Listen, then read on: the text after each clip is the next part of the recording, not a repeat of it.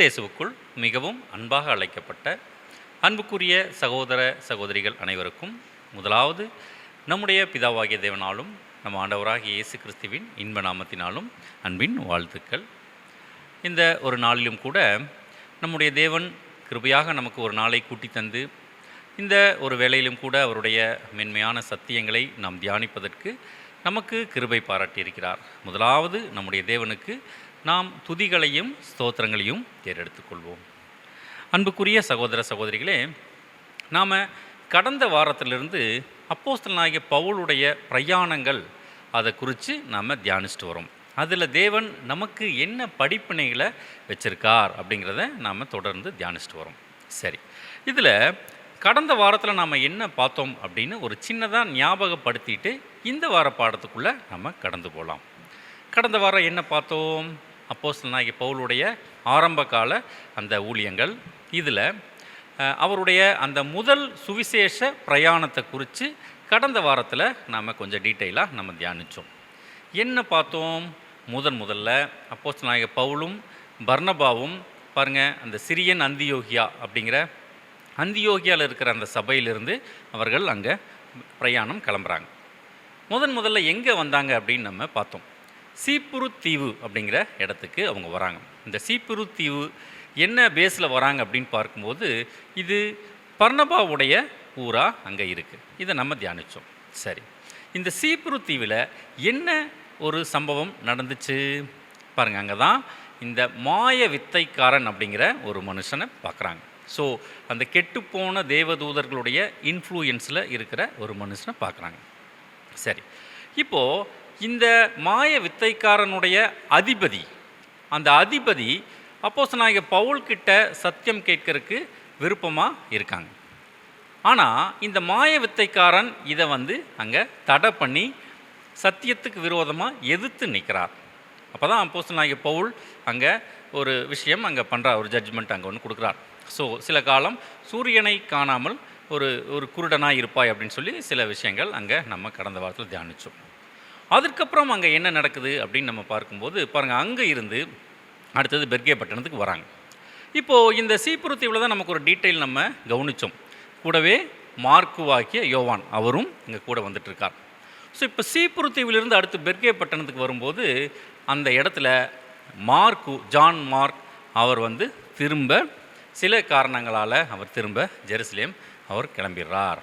அதற்கு சில விளக்கங்கள் எல்லாம் நாம் தியானித்தோம்.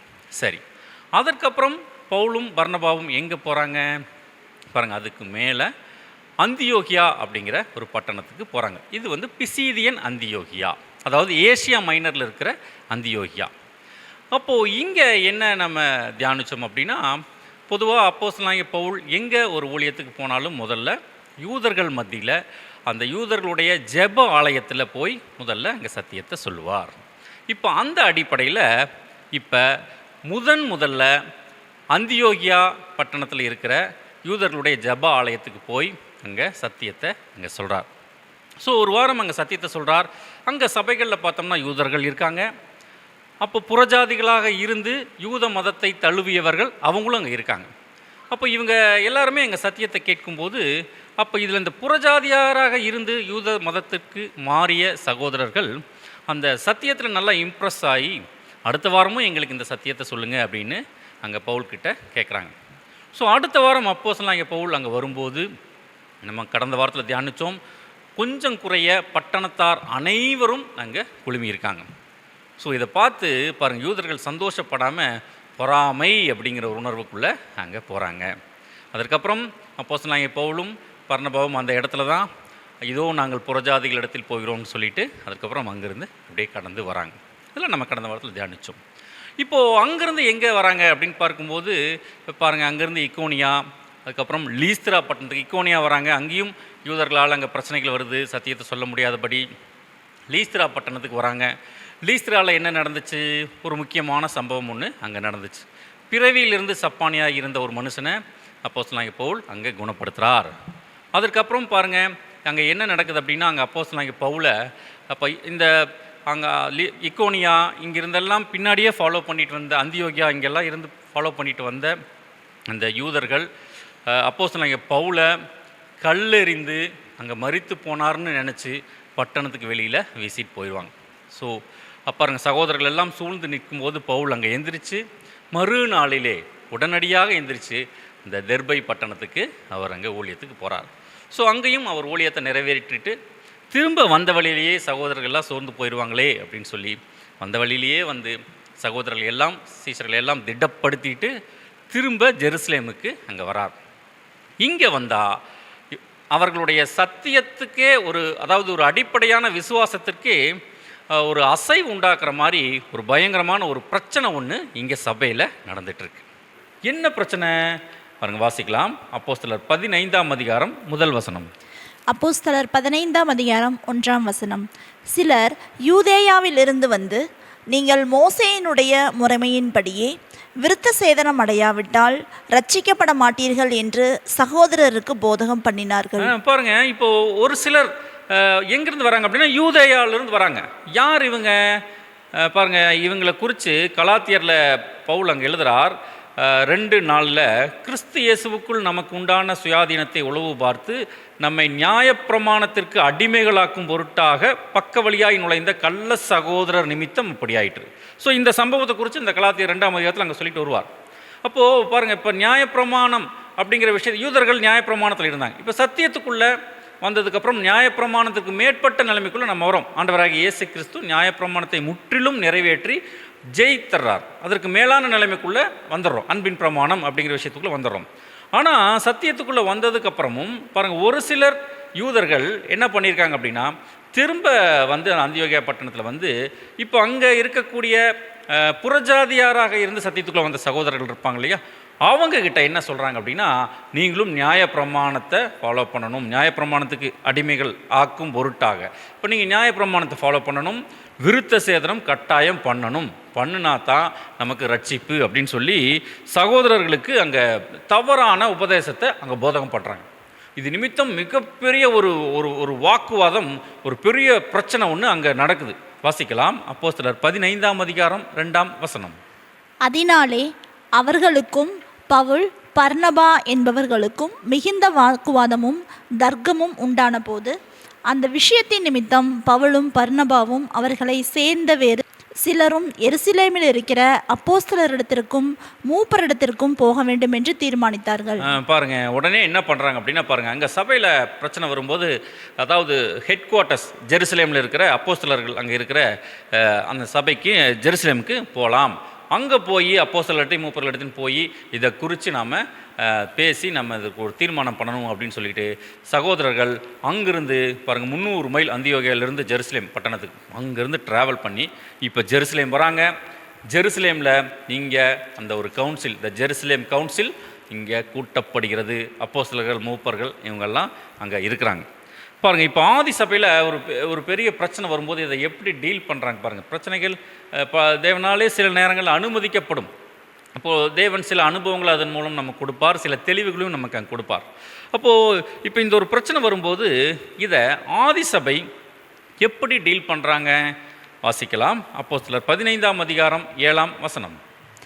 மிகுந்த தர்க்கம் உண்டான போது பேதுரு எழுந்து அவர்களை நோக்கி, சகோதரரே, நீங்கள் அறிந்திருக்கிறபடி புறஜாதியார் என்னுடைய வாயினாலே சுவிசேஷ வசனத்தை கேட்டு விசுவாசிக்கும்படி தேவன் அநேக நாட்களுக்கு முன்னே உங்களில் ஒருவனாகி என்னை தெரிந்து கொண்டார். பாருங்க, இப்போ பேதுரு எந்திரிச்சு அங்கே முதல்ல பேசுகிறார். ஏன் அப்படின்னா பாருங்கள், பேதுரு தான் அங்கே அப்போஸ்தலர்களையே மூத்த ஒரு நிலைமையில் இருக்கிற ஒரு மூத்த சகோதரர். அப்போது இப்போ பேதுரு எந்திரிச்சு பாருங்கள், பேதுருக்கிட்ட தான் ஆண்டவர் வந்து அங்கே பரலோக ராஜ்யத்தின் திறவுகோள்களை கொடுத்தார். அதை யூஸ் பண்ணி பாருங்கள், யூதர்களுக்கும் அவர் தான் அந்த பரலோக ராஜ்யத்தினுடைய அழைப்பை அங்கே திறந்து வச்சார். அதே மாதிரி முதல்ல புறஜாதிகளுக்கும் கொர்னேலியஸ் அவருக்கு பேதுரு தான் அங்கே சத்தியத்தை சொல்கிறார். ஸோ முதல்ல அந்த ஒரு அழைப்பை புறஜாதிகளுக்கும் திறந்து வைத்தது அப்போஸ்தலனாகிய பேதுரு. அந்த அடிப்படையில் அவர் சொல்கிறார் பாருங்கள், நீங்கள் அறிந்திருக்கிறபடி புறஜாதியார் என்னுடைய வாயினாலே சுவிசேஷ வசனத்தை கேட்டு விசுவாசிக்கும்படி தேவன் உங்களில் ஒருவனாகி என்னை தெரிந்து கொண்டார் அப்படின்னு சொல்லி அவர் அப்படியே சொல்கிறார். ஸோ அதனால் நீங்கள் என்ன பண்ணுங்க அப்படின்னா பாருங்கள், நமக்கு எப்படி தேவன் அங்கே பரிசுத்த ஆவியெல்லாம் கொடுத்து நம்மளை வழி நடத்துகிற மாதிரி இப்போ புறஜாதிகள் சத்தியத்துக்குள்ளே யாரெல்லாம் வராங்களோ அவர்களுக்கும் அங்கே பரிசுத்த ஆவியை தேவன் அங்கே கொடுத்து ஒரு விட்னஸாக அங்கே கொடுக்குறார். அப்போ கொடுக்கும்போது பாருங்கள், இப்படி இருக்கும்போது நீங்கள் வந்து தேவையில்லாமல் பாருங்கள், நம்முடைய பிதாக்களாலும் நம்மாலும் சுமக்கக்கூடாது இருந்த இந்த நியாயப்பிரமாணம் அப்படிங்கிற இந்த நுகத்தடியை சீசர் கழுத்தின் மேல் நீங்கள் சுமத்துறதுனால ஏன் தேவனை சோதிக்கிறீங்க அப்படின்னு சொல்லி பேதுரு அங்கே பேசுகிறார். பாருங்கள், ஆதி சபையில் அங்கே பிரச்சனைகள் வரும்போது சபையின் மூத்த சகோதரர்கள் முன்னின்று அங்கே சபையை வழிநடத்துகிறாங்க. அப்போது தேவனுடைய ஆலோசனைகள் பிரமாணங்களின்படி, தேவனுடைய வழிநடத்துதலின்படி அவர்கள் சபைகளுக்கு அங்கே சொல்கிறாங்க. இதை சபை எப்படி இவர்கள் இந்த ஒரு பிரச்சனைக்கு ஒரு தீர்வு ஊர்ஜிதப்படுத்துகிறாங்க பாருங்கள், வாசிக்கலாம். அப்போஸ்தலர் 15ஆம் அதிகாரம் 12ஆம் வசனம். அப்பொழுது கூடி வந்திருந்த யாவரும் அமைந்திருந்து பர்னபாவும் பவுலும் தங்களை கொண்டு தேவன் புரஜாதிகளுக்குள்ளே செய்த அடையாளங்கள் அற்புதங்கள் யாவையும் விவரித்து சொல்ல கேட்டார்கள். பாருங்க, இப்போ சபையார் என்ன பண்ணுறாங்க, இப்போது அப்படியா புறஜாதிகளுக்கும் அங்கே எல்லாமே சத்தியங்கள் எல்லாம் போயிடுச்சு அப்படின்னு சொல்லிட்டு இப்போ அடுத்தது சபையார் என்ன பண்ணுறாங்க அப்படின்னா, பவுல் பர்னபா இப்போ முதல் சுவிசேஷ பிரயாணம் போயிட்டு வராங்க. வந்தப்போ அங்கே நடந்த விஷயங்கள், புறஜாதிகளுக்கு தேவன் எப்படியெல்லாம் அங்கே சத்தியம் போச்சு, தேவன் எப்படியெல்லாம் அவர் வழி நடத்தியிருக்கார் அப்படிங்கிற விஷயத்த இப்போ பவுல் பர்னபா சொல்ல இப்போ சபையா அங்கே கேட்குறாங்க. கேட்டு பாருங்கள், இப்போது இதை குறித்து தான் பாருங்கள் கலாத்தியரில் அப்போஸ்தலனாகிய பவுல் அங்கே சொல்லுவார். கலாத்தியர் 2ஆம் அதிகாரம் 2ஆம் வசனம் வாசிக்கலாம். நான் தேவ அறிவிப்பினாலே போய் புறஜாதிகளிடத்தில் நான் பிரசங்கிக்கிற சுவிசேஷத்தை அவர்களுக்கு விவரித்து காண்பித்தேன். ஆயினும் நான் ஓடுகிறதும் ஓடினதும் வீணாகாதபடிக்கே எண்ணிக்கையுள்ளவர்களுக்கே தனிமையாய் விவரித்து காண்பித்தேன். பாருங்க, மூத்த சகோதரர்கள் முன்னின்று அங்கே வழி நடத்துகிறாங்க. சபையார் தேவனுடைய வழி நடத்துதல், இதற்கு பாருங்க முந்தைய அனுபவங்கள் எப்படியெல்லாம் தேவன் சபையை வழி நடத்தியிருக்கார் அப்படின்னு பவுல் பர்னபா கிட்ட அந்த விஷயங்களை கேட்டு தெரிஞ்சுட்டு அதன் அடிப்படையில் சில விஷயங்களை ஒரு முடிவுக்குள்ளே அங்கே வராங்க. பாருங்கள், இன்றைக்கும் கூட நம்முடைய சபைகள்லேயும் பலவிதமான சந்தேகங்கள், புதிய புதிய பிரச்சனைகள், டாக்டரின்லே ஆகட்டும், நடைமுறை வாழ்க்கையிலே ஆகட்டும், இந்த மாதிரி சில பிரச்சனைகள் அங்கே வரும். அதாவது புதுசாக வரும். அதெல்லாம் நம்ம எப்படி டீல் பண்ணுறது அப்படின்னு சொல்லிட்டு நம்ம எப்படி நம்ம பார்ப்போம் அப்படின்னா பாருங்கள், வசனங்களில் தேடுவோம். ஃபஸ்ட்டு இதற்கு ஏதாவது தேவன் டைரக்ட் வேர்ஸ் இருக்கா, அப்போஸ்தலர்களுடைய நிருபங்களில் இதற்கு நேரடியான கட்டளைகள் இருக்கா அல்லது ஆலோசனைகள் இருக்கா அப்படின்னு சொல்லி நம்ம பார்ப்போம். அப்படி ஒருவேளை நமக்கு ஒரு ஒரு ஒரு அதுக்கு சரியான ஒரு பதில் கிடைக்கல அப்படிங்கிற மாதிரி ஒரு சிந்தை வருது அப்படின்னா அடுத்து நம்ம என்ன பண்ணுவோம், 7ஆம் தூதனுடைய கட்டுரைகள், அவருடைய ஆலோசனைகள், அவர் மூலமாக தேவன் நமக்கு கொடுத்த சத்தியங்கள், இதில் நமக்கு பதில் இருக்கான்னு பார்ப்போம். ஸோ அந்த மூத்த சகோதரருடைய அந்த ஒரு ஆலோசனைகள், ஸோ இதில் நம்ம பார்ப்போம். அப்போது இதை நம்ம எப்படி நம்ம ஊர்ஜிதப்படுத்துவோம் பாருங்கள். இதற்கு முன்னாடி இப்போ நம்ம பாருங்கள், பைபிள் ஸ்டூடெண்ட்ஸ் நம்ம 100 வருடங்களுக்கு மேலே நம்ம சத்தியம் அங்கே நம்ம போயிட்டுருக்கோம். அப்போ இதற்கு முன்னாடி சகோதரர்களை, சபைகளை தேவன் எப்படி வழி நடத்தி இருக்கார் அப்படிங்கிற விஷயங்களை எல்லாம் நம்ம பார்த்து நாம் ஒரு முடிவுக்குள்ளே அங்கே வருவோம். ஸோ ஆதி சபை அதே மாதிரி தான் அங்கே இருந்திருக்காங்க. ஸோ கடைசியில் ஒரு முடிவுக்குள்ளே அங்கே வராங்க. என்ன அப்படின்னா பாருங்கள், வாசிக்கலாம். அப்போஸ்தலர் 15ஆம் அதிகாரம் 20ஆம் வசனம்.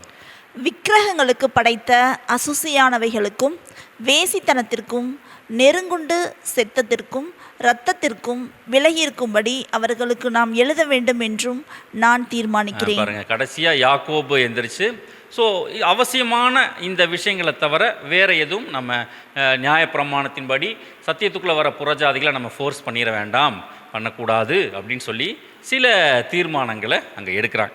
எடுத்துட்டு அதற்கப்புறம் இப்போ இவங்க இங்கிருந்து அந்தியோகியா பட்டணத்துக்கு வராங்க. வரும்போது பாருங்கள், அப்போஸ்தலர்கள் சில நிருபங்கள் எழுதி, ஸோ இந்த விஷயங்கள் இவர்கள் தீர்மானம் பண்ணின விஷயங்களை ஒரு நிருபங்களாக எழுதி அந்தியோகியாவில் இருக்கிற சபைக்கு அங்கே அனுப்புகிறாங்க. பாருங்கள், அப்பொழுது தங்களில் சிலரை தெரிந்து கொண்டு பவுலோடும் பர்னபாவோடும் அந்தியோகியாவுக்கு அனுப்புகிறது. அப்போஸ்தலருக்கும் மூப்பருக்கும் சபையார் எல்லாருக்கும் நலமாக கண்டது. பாருங்கள், யார் அப்படின்னா பர்சபா என்று மறுபேர் கொண்ட யூதாவும் சீலாவுமே. ஸோ யூதா சீலா 2 பேரும் இப்போது பவுல் பர்னபா இவர்களோடு திரும்ப அந்தியோகியா பட்டணத்துக்கு வராங்க. வந்து நிருபத்தை சபையார் மத்தியில் அங்கே ஒப்புவிக்கிறாங்க. அதை சபையார் எல்லாரும் வாசித்து அதனால் உண்டாகிய ஆறுதலுக்காக அவர்கள் ரொம்ப சந்தோஷப்படுறாங்க. சரி, இப்போ இந்த ஒரு ப்ராப்ளம் அப்படியே சால்வ் ஆகுது. அதற்கப்புறம் கொஞ்ச நாள் கழித்து பாருங்கள், இப்போ அப்போஸ்தலனாகிய பவுலும் பர்னபாவும், பவுல் வந்து பர்னபாவை பார்த்து நம்ம ஆல்ரெடி நம்ம சத்தியம் சொன்ன சபைகள், சகோதரர்கள் எப்படி இருக்காங்க அப்படின்னு நம்ம போய் பார்த்துட்டு வரலாம் அப்படின்னு சொல்லி இப்போ பவுல் வந்து பர்னபாவை கூப்பிட்றார். வாசிக்கலாம். அப்போஸ்தலர் 15ஆம் அதிகாரம் 36ஆம் வசனம். சில நாளைக்கு பின்பு பவுல் பர்னபாவை நோக்கி, நாம் கர்த்தருடைய வசனத்தை அறிவித்திருக்கிற சகல பட்டணங்களிலும் உள்ள சகோதரர்கள் எப்படி இருக்கிறார்கள் என்று போய் பார்ப்போம் வாரும் என்றான். வாங்க நம்ம போய் பார்த்துட்டு வரலாம் சகோதரர்லாம் எப்படி இருக்காங்க அப்படின்னு சொல்லி இப்போ பர்னபாவை பவுல் கூப்பிட்றார். ஸோ 2வது மிஷினரி பயணத்துக்காக. இப்போ தான் ஒரு பெரிய பிரச்சனை ஒன்று அங்கே வெடிக்குது. என்ன பிரச்சனை? பர்னபா என்ன சொல்கிறாரு, சரி நம்ம போகலாம், போன தடவை மாதிரி இந்த தடவையும் நம்ம ஜான் மார்க்குவை நம்ம கூட்டிகிட்டு போகலாம் அப்படின்னு சொல்லி இப்போ பர்னபா சொல்கிறார். இப்போ பவுல் என்ன சொல்கிறார் அதுக்கு? இல்லை வேண்டாம். ஏன் அப்படின்னா பாருங்கள், அப்போஸ்தலர் 15ஆம் அதிகாரம் 38ஆம் வசனம் வாசிக்கலாம். பவுலோ, அவன் பம்பிலியா நாட்டிலே நம்மை விட்டு பிரிந்து நம்மோடே கூட ஊழியத்துக்கு வராததினாலே அவனை அழைத்து கொண்டு போகக்கூடாது என்றான். இப்போ அப்போஸ்தலனாகிய பவுல் என்ன சொல்கிறார்? இல்லை வேண்டாம், அவர் தான் பாதியிலேயே திரும்பி போயிட்டாரே, அதனால அவரை கூட்டிகிட்டு போகக்கூடாது அப்படின்னு சொல்லி சொல்கிறார். பாருங்கள், ரொம்ப ஒரு கோபமாக சொல்கிற மாதிரி இருக்குது. பெரிய ஒரு பிரச்சனை ஒன்று அங்கே வெடிக்குது. பாருங்கள், உச்சக்கட்ட ஊழியக்காரர்கள் அப்போஸ்தலனாகிய பவுலுக்கு அங்கே முதல்ல அங்கே சத்தியத்தில் வழி நடத்தினேன். பாருங்கள், ஜெருசலேமில் அங்கே சகோதரர்கள்லாம் ஏற்றுக்கொள்ள தயங்கினப்போ பர்னபா தான் பாருங்கள் பவுலை ஏற்றுக்கொண்டு அவர்கள் சகோதரர்களுக்கு இன்ட்ரடியூஸ் எல்லாம் பண்ணுறார். அதுக்கப்புறம் அந்தியோகியா பட்டணத்தில் எல்லாம் ஊழியமெல்லாம் பண்ணுறாங்க. அப்போது இந்த உச்சக்கட்ட ஊழியக்காரர்களுக்கு மத்தியில் ஒரு கருத்து வேறுபாடு ஒன்று அங்கே வருது. பாருங்கள், இது ஏன் அப்படின்னா அப்போஸ்தலனாகிய பவுல் இந்த ஒரு சம்பவத்தை நம்ம கவனித்தோம்னா ஏன் மார்க்கு வேணான்னு சொல்கிறார். இப்போ பர்னபாவுடைய மைண்ட் செட்டிலிருந்து பார்த்தோம்னா, ஓகே, ஒரு மார்க்கு ஒரு சின்ன ஒரு இளைய சகோதரர், ஏதோ ஒரு பலவீனத்தை தவறு பண்ணியிருக்கார், அதனால் அவரை மன்னித்து நம்ம கூட்டிகிட்டு போகலாமே அப்படின்னு ஒரு விஷயம் இருக்கும். இப்போ பவுலுடைய மைண்ட் செட் என்ன அப்படின்னா வேண்டாம் அப்படிங்கிறார். ஏன் அப்போஸ்தலனாகிய பவுல் சொல்கிறாரு? ஏன் இவ்வளவு கோபம்? வாசிக்கலாம், அப்போஸ்தலர் 15ஆம் அதிகாரம் 39ஆம் வசனம். இதை பற்றி அவர்களுக்குள்ளே கடும் கோபம் உண்டபடியினால் அவர்கள் ஒருவரை ஒருவர் விட்டு பிரிந்தார்கள். பர்னபா மார்க்குவை கூட்டிக் கொண்டு கப்பல் ஏறி சீப்ரு தீவுக்கு போனான். பாருங்க, இதை பற்றி அவர்களுக்குள்ளே கடும் கோபம் உண்டபடினால், பயங்கர கோபம் உண்டபடினால் அப்படின்னு சொல்லி அங்கே வசனம் இருக்குது. ஆனால் கொஞ்சம் இங்கிலீஷில் பார்த்தோம்னா கன்டென்ஷன் வாஸ் ஸோ ஷார்ப் அப்படின்னு சொல்லி இருக்கும். அதாவது என்ன அப்படின்னா, இந்த இடத்துல அவரவர்கள் முடிவில் ரொம்ப ஷார்ப்பாக கூர்மையாக உறுதியாக இருந்திருக்காங்க. பர்னபா கூட்டிகிட்டு போகணும் அப்படிங்கிற முடிவில் உறுதியாக இருக்கார், பவுல் வேண்டாம் அப்படின்னு சொல்லி ஒரு முடிவில் இருக்கார். ஸோ அதுதான் அந்த இடத்துல கடும் கோபம். அப்படி ஏதோ பெரிய சண்டை போட்ட மாதிரி நமக்கு இங்கே ரெக்கார்ட் பண்ணப்பட்டிருக்கு. ஆனால் அங்கே என்ன நடந்திருக்கு அப்படின்னா 2 பேரும் அவர்களுடைய முடிவில் ஸ்ட்ராங்காக இருந்திருக்காங்க. இப்போ 2 பேருடைய பாயிண்ட் ஆஃப் வியூ வந்து பார்த்தோம்னா 2மே சரிங்கிற மாதிரி தான் நமக்கு தோணும். என்ன அப்படின்னா, பர்னபா இளைய சகோதரர் ஏதோ தவறு பண்ணிட்டார், அவரை மன்னிச்சு நம்ம கூட்டிகிட்டு போகலாம் அப்படின்னு ஒரு வாய்ப்பு கொடுக்கலாம் அப்படின்னு பர்னபா நிற்கிறார். இப்போது பவுல் என்ன சொல்கிறார்? தேவனுடைய ஊழியத்தில் இந்த மாதிரி காம்ப்ரமைஸ் பண்ண வேண்டாம். அவர் வைராக்கியம் உள்ள ஒரு ஊழியக்காரர், காம்ப்ரமைஸ் பண்ண வேண்டாம். ஒருவேளை இதனால் தேவனுடைய ஊழியம் அங்கே ஏதாச்சும் தடைப்பட்டால் என்ன ஆகுறது அப்படின்னு ஒரு வைராக்கியத்தில் அவர் அங்கே நிற்கிறார். ஆனால் 2 பேருமே பார்த்தோம்னா அவரவர்களுடைய பாயிண்ட் ஆஃப் வியூவில் சரியாக தான் இருந்திருக்காங்க. ஆனால் பாருங்கள், இந்த இடத்துல வசனத்தில் நமக்கு என்னமோ கடும் கோபம் உண்டபடியால் அப்படிங்கிற மாதிரி அந்த விஷயங்கள் இருக்கும். இப்போது இந்த ஒரு சம்பவத்தில் மார்க்குடைய மைண்ட் எப்படி இருந்திருக்கும் கொஞ்சம் நம்ம யோசிக்கலாம். பாருங்கள், ஏதோ ஒரு சின்ன பலவீனத்தில் கடந்த வாரம் பார்த்தோம் இல்லைங்களா, மூத்த சகோதரர்கள் சில அனுமானங்கள் கொடுக்குறாங்க. ஒருவேளை வீட்டு ஞாபகத்தில் அவர் திரும்பி பாதியில் போயிருக்கலாம், அல்லது அந்த மாய வித்தைக்காரன், இந்த மாதிரியான விஷயங்கள் ஒரு கடுமையான ஒரு அனுபவத்தின் மூலமாக அவர் ஒரு பலவீனத்தில் அவர் திரும்ப போயிருக்கலாம் அப்படின்னு சில அனுமானங்கள் கொடுக்குறாங்க. இப்போ மார்க்குடைய மைண்ட் எப்படி இருக்கும்? இதற்கப்புறம் பாருங்கள், இவர் விட்டுட்டு போயிட்டா இதற்கப்புறம் அவருடைய ஊழியம் என்ன ஆகிறது அப்படிங்கிற மாதிரியான கேள்வியெல்லாம் நமக்குள்ளே வரும். இப்போ ஒருவேளை சத்தியத்தை விட்டு ரொம்ப பலவீனமான சகோதரர்களாக இருந்தால் கோச்சிக்கிட்டு கூட போயிடுவாங்க. ஆனால் இதே மார்க்கு பின்னாடி எப்படி ஊழியம் பண்ணியிருக்கார், நம்ம போன வாரமே சில விஷயங்களெல்லாம் நம்ம தியானித்தோம். இப்போ பாருங்கள், இப்போது இதே மார்க்கு பின்னாட்களில் எந்த அப்போஸ்தலனாகிய பவுல் வேணான்னு சொன்னாரோ இதே அப்போஸ்தலனாகிய பவுலோடு சேர்ந்து பயங்கரமாக அங்கே ஊழியங்களெல்லாம் செஞ்சுருக்காங்க. பாருங்கள், வாசிக்கலாம், கொலோசையர் 4ஆம் அதிகாரம் 10ஆம் வசனம். என்னோடு கூட காவலில் இருக்கிற அரிஸ்தருக்கு உங்களுக்கு வாழ்த்துதல் சொல்லுகிறான். பர்னபாவுக்கு இனத்தானாகிய மார்க்கும் வாழ்த்துதல் சொல்கிறான். இவனை குறித்து கட்டளை பெற்றீர்களே, இவன் உங்களிடத்தில் வந்தால் இவனை அங்கீகரித்து கொள்ளுங்கள். பாருங்கள், கொலோசை சபைக்கு ஒரு நிருபங்கள் எழுதும்போது மார்க்கும் அங்கே அப்போஸ்தலனாகிய பவுலோடு அங்கே இருக்கார். பாருங்கள், பர்னபாவுக்கு இனத்தானாகிய மார்க்கவும் நம்ம பார்த்தோம் இல்லைங்களா, பர்னபாவுடைய சகோதரியினுடைய மகன் தான் மார்க்குவுக்கு பர்னபா ஒரு மாமா மாதிரி. அங்கிள் அந்த ஒரு இது ரிலேஷனில் இருக்கார். அப்போது பாருங்கள், இப்போ கொலோசே சபைக்கு நிருபங்கள் எழுதும்போது மார்க்கும் அங்கே அப்போஸ்தலனாகிய பவுலோடு இருக்கார். ஸோ வாழ்த்துதலெல்லாம் அங்கே சொல்கிறார். ஸோ கண்டிப்பாக நம்ம ஒரு விஷயத்தை நல்லா புரிஞ்சுக்கலாம். அப்போஸ்தலனாகிய பவுலுக்கு மார்க்கு மீது தனிப்பட்ட கோபம் இருப்பதற்கு எந்த ஒரு வாய்ப்பும் இல்லை. எப்படி ஊர்ஜிதப்படுத்தலாம் பாருங்கள். இப்போது எந்த ஒரு மார்க்குவை அப்போஸ்தலனாகிய பவுல் ஊழியத்துக்கு கூட்டிகிட்டு போக வேண்டாம் அப்படின்னு சொல்லி தடுத்தாரோ, அதே மார்க்குவை குறித்து பின்னாடி பவுல் என்ன சொல்கிறார் பாருங்கள். 2 தீமோத்தேயு 4ஆம் அதிகாரம் 11ஆம் வசனம். லூக்கா மாத்திரம் என்னோட இருக்கிறான், மார்க்குவை உன்னோடே கூட்டிக் கொண்டு வா, ஊழியத்தில் அவன் எனக்கு பிரயோஜனம் உள்ளவன். பாருங்க, ஊழியத்தில் அவன் எனக்கு பிரயோஜனம் உள்ளவன்னு இதே மார்க்குவை குறித்து அப்போஸ்தலனாகிய பவுல் சொல்கிறார். ஸோ மார்க்கு பாருங்கள் எப்படிப்பட்ட ஒரு வாழ்க்கை அவர் வாழ்ந்திருக்கார். சோர்ந்து போகலை, ஒரு பெரிய ஒரு இடரல் சகோதரர்கள் ஊழியத்துக்கு வேண்டான்னு சொல்கிறாங்களே அப்படின்னு சோர்ந்து போகலை. தொடர்ந்து அவர் ஊழியம் பண்ணி அவர் தன்னுடைய தவறுகளை திருத்தி கொண்டு, கடந்த வாரம் பார்த்தோம் இல்லைங்களா, இந்த மார்க்கு சுவிசேஷத்தையே எழுதுகிற அளவுக்கு தேவன் அவரை பயன்படுத்தியிருக்கார். ஸோ அந்தளவுக்கு ஒரு உச்சகட்ட அவரும் ஒரு ஊழியத்தை அங்கே பண்ணியிருக்கார். சரி, கவனிக்கலாம். இப்போ அதே மாதிரி பர்னபா மீது அப்போஸ்தலனாகிய பவுலுக்கு அன்பு எப்படி இருந்திருக்கும் நமக்கு தெரியும். அப்போஸ்தலனாகிய பவுலுக்கு கண்டிப்பாக பர்னபா மீது தனிப்பட்ட கோபமெல்லாம் இருந்திருக்கிறதுக்கு அங்கே வாய்ப்பு இல்லை. ஸோ மரண பரியந்தம் அவர் வைத்த அந்த ஒரு அன்பு மாறாததாக தான் அங்கே இருந்திருக்கும். சரி, இப்போ இந்த இடத்துல பாருங்கள், ஏதோ ஒரு சின்ன பிரிவினை வந்துடுது. மார்க்கு பர்னபாவை கூட்டிகிட்டு இவங்க 2 பேரும் தனியாக ஊழியத்துக்கு போயிடுறாங்க. அப்போஸ்தலனாகிய பவுல் சீலாவை கூட்டிகிட்டு இப்போ இவர் 2ஆம் சுவிசேஷ பயணத்துக்குள்ளே அங்கே போகிறார். பாருங்கள், வாசிக்கலாம்.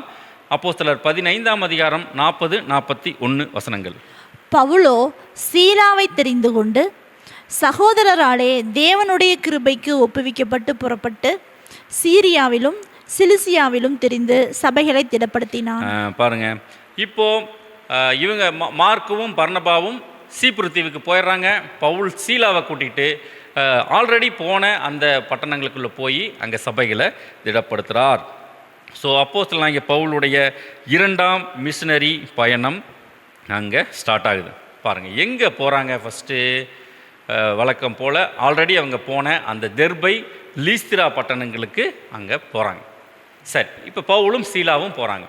இப்போது இந்த லீஸ்திரா பட்டணத்தில் கடந்த முறை என்ன முக்கியமான சம்பவம் நடந்தது நம்ம தியானிச்சோம் இல்லைங்களா? அங்கே தான் அப்போஸ்தலனாகிய பவுலை கல்லால் அடித்து அவர் மரித்து போயிட்டார்னு சொல்லி பட்டணத்துக்கு வெளியில் வீசி போவாங்க. அவ்வளோ கொடுமைப்படுத்தினாங்க.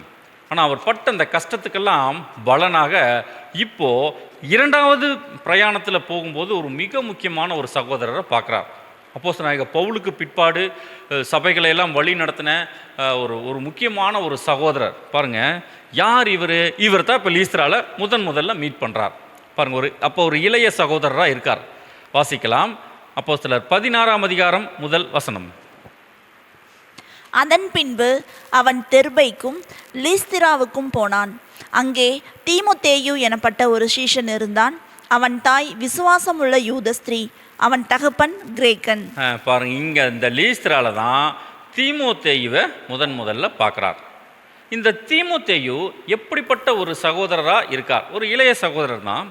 இவர் எப்படிப்பட்ட ஒரு சகோதரராக இருக்கார் அப்படின்னு பார்த்தோம்னா, பாருங்க, அந்த பகுதியில் இக்கோனியா, மேலே இக்கோனியா இருக்குது, கீழே தெர்பை, லீஸ்திரா, இந்த பகுதிகளில் இருக்கிற அந்த சபைகள் சகோதரர்களால் ஒரு நல்ல ஒரு விட்னஸ் வாங்கின ஒரு சகோதரராக இருக்கார். ஒரு நல்ல ஒரு சாட்சி சகோதரர்கள் மத்தியில் இவருக்கு அங்கே இருக்குது. பாருங்கள், வாசிக்கலாம். அப்போஸ்தலர் 16ஆம் அதிகாரம் 2ஆம் வசனம். அவன் லீஸ்திராவிலும் இக்கோனியாவிலும் உள்ள சகோதரராலே நற்சாட்சி பெற்றவனாய் இருந்தான். பாருங்கள், சகோதரர்களால் ஒரு நல்ல ஒரு விட்னஸ் வாங்கின அவரை பற்றி போய் கேட்டால் அந்த பிரதர் எப்படின்னு கேட்டோம்னா, ரொம்ப ஒரு அருமையான சத்தியத்தில் ஒரு நல்ல வளர ஒரு சகோதரர் அப்படின்னு சொல்லி, நல்ல ஒரு குணலட்சணத்தில் இருக்கிற சகோதரர் அப்படின்னு அங்கே சகோதரர் எல்லாம் சாட்சி கொடுக்குற அளவுக்கு ஒரு அருமையான ஒரு சகோதரராக அங்கே இருக்கார். இப்போது பாருங்கள், சின்ன வயசு தான், ஆனாலும் சகோதரர்களால் ஒரு நல்ல சாட்சி வாங்குகிற அளவுக்கு இவர் இருக்கார். அப்படின்னா இதற்கு என்ன காரணமாக இருக்கும்? சின்ன வயசுலேயே இப்படி ஒரு சத்தியத்தில் ஒரு ஈடுபாடு இருக்குதுன்னா நம்ம இது என்ன ஒரு விஷயமா இருக்கும் அப்படின்னு நம்ம கொஞ்சம் கவனிக்கலாம். பாருங்கள், இதற்கு ரீசன் என்ன அப்படின்னா, பாருங்கள், பின்னாடி அப்போஸ்தலனாகிய பவுல் தீமோத்தேயுவுக்கு நிருபங்கள் எழுதும்போது இந்த விஷயத்தை சொல்கிறார். வாசிக்கலாம். 2 தீமோத்தேயு 1ஆம் அதிகாரம் 5ஆம் வசனம். அந்த விசுவாசம் முந்தி உன் பாட்டியாகிய லோவிசாளுக்குள்ளும் உன் தாயாகிய ஐனிக்கேயாளுக்குள்ளும் நிலைத்திருந்தது, அது உனக்குள்ளும் நிலைத்திருக்கிறது என்று நிச்சயித்திருக்கிறேன்.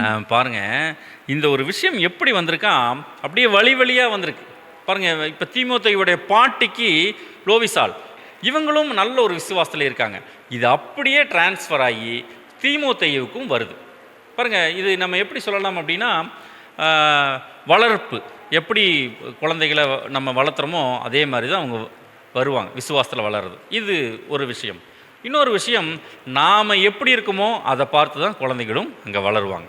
தமிழில் கூட நம்ம ஒரு அருமையான ஒரு டயலாக் ஒன்று சொல்லுவாங்க இல்லைங்களா, குழந்தைங்க வந்து ஏதாச்சும் கெட்ட வார்த்தைகள் பேசிட்டா சொல்லுவாங்க, குழந்தைங்க கெட்ட வார்த்தையெல்லாம் பேசுகிறதில்ல, கேட்ட வார்த்தையை தான் பேசுகிறாங்க அப்படின்லாம் சொல்லுவாங்க. ஸோ பாருங்கள், நாம் என்ன பண்ணுறோமோ அதை பார்த்துட்டு தான் அப்படியே காப்பி பேஸ்ட் மாதிரி தான் குழந்தைகள் அப்படியே அதை பண்ணும். அப்போ அந்த அடிப்படையில் இப்போது இவர்களுடைய பாட்டி, இவங்களுடைய தாய் தீமோத்தேயுவுக்கு ஒரு ரோல் மாடலாக அங்கே இருந்திருக்காங்க. அதனால் தீமோத்தேயு ஒரு நல்ல ஒரு சபைகள் மத்தியில் ஒரு விட்னஸ் வாங்கின ஒரு சகோதரராக அவர் அங்கே இருந்திருக்கார்.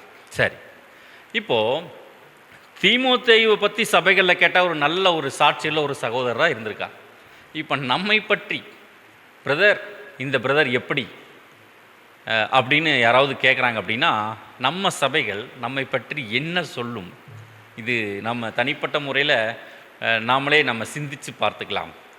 தீமோத்தேயு மாதிரி ஒரு நல்ல விட்னஸ், அந்த பிரதர் அருமையான சகோதரர், நல்ல குணலட்சணத்தில் இருக்கிற ஒரு சகோதரர், எவ்வளவு பேசினாலும் கோபம் வராது, அவ்வளவு ஒரு பொறுமையான சகோதரர், யாரையும் கடிந்தே பேச மாட்டார் பிரதர், அவர் பாட்டுக்கு அமைதியாக தேவனுடைய வேலைகளை செஞ்சுட்டு இருப்பார், எவ்வளோ பேசினாலும் பொறுமையாக இருப்பார். இந்த மாதிரி ஒரு விட்னஸ் வாங்குறோமா, அல்லது இந்த பிரதர் எப்படி பிரதர் அப்படின்னா அவரா அப்படிக்கு இது சொல்கிறாங்களா? பாருங்கள், இது நம்ம சிந்தித்து பார்த்துக்கலாம். ஆனால் தேவனுடைய பிள்ளைகள் எப்படி இருக்கணும் அப்படின்னா, இப்போ கவனிக்கலாம் பாருங்கள். தீமோத்தேயுவுக்கு அவங்க பாட்டி, அவர்களுடைய தாய், இவர்களுடைய வளர்ப்பு ஒரு ரோல் மாடலாக இருந்துச்சு, நல்லபடியாக வளர்த்துனாங்க. அதே மாதிரி அவங்களுடைய வாழ்க்கை இந்த குழந்தைக்கு ஒரு விட்னஸாக இருந்துச்சு. இப்போ நம்மளுடைய வாழ்க்கை எப்படி இருக்கணும் அப்படின்னா, ராஜ்யத்தில் ஒட்டுமொத்த உலக ஜனங்களுக்கும் தாயும் தகப்பனமாக இருந்து யார் வழி நடத்துவாங்க? ஆண்டவராக இயேசு கிறிஸ்து தகப்பன் மாதிரி இருப்பார், மணவாட்டி சபை தாய் மாதிரி இருப்பாங்க, உலக ஜனங்கள் எல்லாம் குழந்தைங்க மாதிரி இருப்பாங்க. ஸோ இவங்க தான் இவர்களை வழி நடத்த போகிறாங்க. அப்போது உலக ஜனங்கள் எப்படி வாழணும், எப்படி தேவனுக்கு பிரியமாக வாழணும் அப்படிங்கிற ஒரு விஷயத்துக்குள்ளே வரும்போது இவங்களுக்கு ரோல் மாடலாக ஒரு விட்னஸாக சபை தான் 144,000 பேர் இருப்பாங்க, கிறிஸ்துவும் சபையும் இருப்பாங்க. ஸோ இந்த தேவன் இவங்களை தான் ஒரு விட்னஸாக காட்டுவார். அப்போது இப்போ நாம் வாழக்கூடிய வாழ்க்கை தான் ராஜ்யத்தில் உலக ஜனங்களுக்கு, அதாவது நம்மளுடைய குழந்தைகள் மாதிரி வரப்போகிற உலக ஜனங்களுக்கு ஒரு விட்னஸாக அங்கே போய் சேரும். பாருங்கள், இதை குறித்து மத்தேயு 24 அதிகாரம் 14 வாசிக்கலாம்.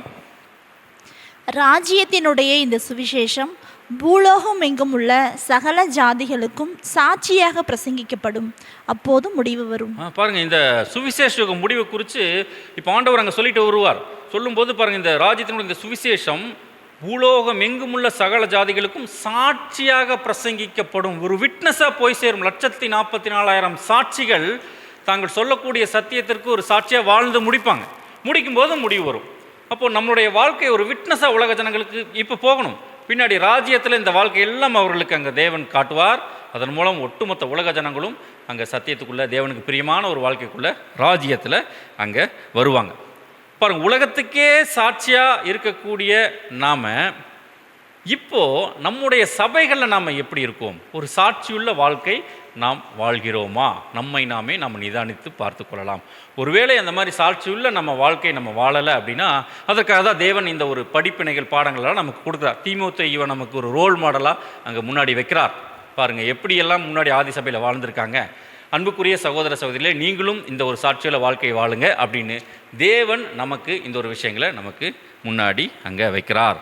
சரி, இப்போது அப்போஸ்தலனாகிய பவுலுக்கு தீமோத்தேயுவை பார்க்குறார். அவருக்கு ரொம்ப பிடிச்சி போச்சு, அருமையான ஒரு சகோதரர்.